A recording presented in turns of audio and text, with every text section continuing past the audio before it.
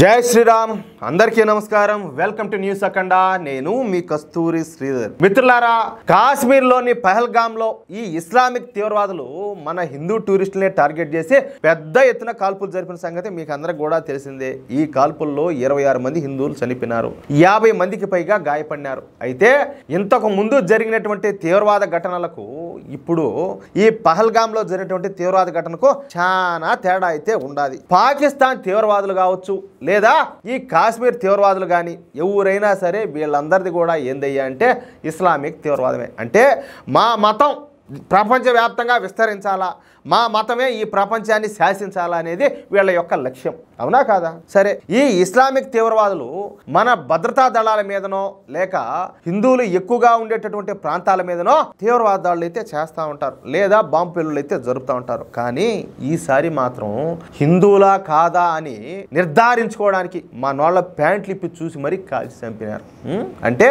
ఈసారి పూర్తిగా వీళ్ళు మత పిచ్చి కుక్కలు అని చెప్పి నిరూపించుకోవడానికి వాళ్ళ నిజ స్వరూపాలను అయితే బయట పెట్టుకున్నారు మన సన్నాసులకు ఇప్పటికి కూడా అర్థం కావడంలే ఏమంటున్నారంటే అందరూ అట్టే ఉండరులేయా అందరూ అట్టే ఎందుకు ఉంటారా వాళ్ళు ఏదో చేశారులే ఆ 26 మందిలో నువ్వో లేకపోతే నీ కుటుంబ సభ్యులు ఎవరన్నా ఉంటే ఆ బాధ ఏందో నీకు తెలిసిండు నీకు ఇంకా బాగా గడ్డబలిసి నీకు ఇంకా ఆ సెగ అనేది నీకు తగలక నువ్వు ఇంకా అట్ట మాట్లాడుతున్నావు ఆ సెగ అనేది ఒకసారి నీకు తగిలింది అనుకో అప్పుడు నువ్వు ఇట్లా లంగా మాటలు లత్తుకోరు మాటలు నువ్వు మాట్లాడు అర్థమవుతుందా కానీ విషయాన్ని అర్థం చేసుకున్నటువంటి హిందువులంతా కూడా దేశవ్యాప్తంగా మొదటిసారి ఒకే తాటి మీదకైతే వచ్చారు పాకిస్తాన్కు బుద్ధి చెప్పాల్సిందేనంటూ దాదాపు ప్రతి హిందూ కూడా డిమాండ్ చేస్తున్నారు సరే మామూలుగానే మన ప్రధాని మోడీ గారు పాకిస్తాన్కు తగిన విధంగా బుద్ధి అయితే చెబుతూ ఉంటాడు మరి ప్రజల నుంచి ఇంత మద్దతు వస్తున్నప్పుడు మోడీ గారు ఊరుకుంటారా ఏం మాత్రం కూడా ఊరుకోరు అందుకే ఈసారి అతి పెద్ద మిలిటరీ ఆపరేషన్ జరగనున్నదని చెప్పేసి తెలుస్తుంది ప్రముఖ జాతీయ మీడియా ఛానల్ అయినటువంటి జీ న్యూస్ వార్తల ప్రకారం వచ్చే 48 గంటల వ్యవధిలో పాకిస్తాన్ పైన మన భారతం మొదటగా ఏదో ఒక రూపంలో దాడి చేసే అవకాశం ఉన్నట్లు తెలుస్తుంది మన గ్రౌండ్ ఫోర్సెస్ కానీ లేదా ఎయిర్ ఫోర్సెస్ కానీ లేదా నేవీ కానీ ఇలా ఈ 3 ఫోర్సెస్లో ఏదో ఒక ఫోర్స్ నుంచి మొదటగా దాడులు ప్రారంభించే అవకాశం ఉన్నట్టు ఈ జీ న్యూస్ మీడియా అయితే తెలియజేసింది అంతేకాకుండా ఈసారి అతి పెద్ద మిలిటరీ ఆపరేషన్ను భారతీయ ఆర్మ్డ్ ఫోర్సెస్ చేపట్టనున్నట్లు ఈ జీ న్యూస్ సంస్థ అయితే తెలియజేసింది ఇక్కడ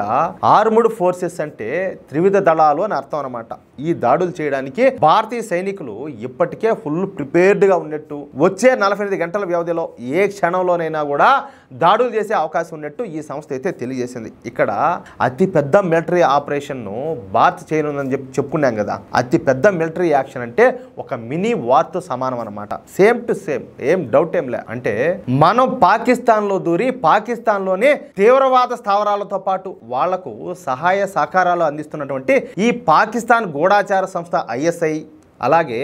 రావల్పిండిలోని పాక్ ఆర్మీ కార్యాలయాలను ధ్వంసం చేసే అవకాశం అయితే ఉండాలి చాలా మందికి తెలియని విషయం ఏంటయ్యా అంటే పాకిస్తాన్ దగ్గర ఈ అణుబాంబులు ఉన్నాయని చెప్పి చెప్తా ఉంటారు కదా ఏదో ఒకసారి నరేంద్ర మోడీ గారు ఒక మాట అన్నారు కాదురా స్వామి లేచే మా దగ్గర అణుబాంబులు ఉన్నాయి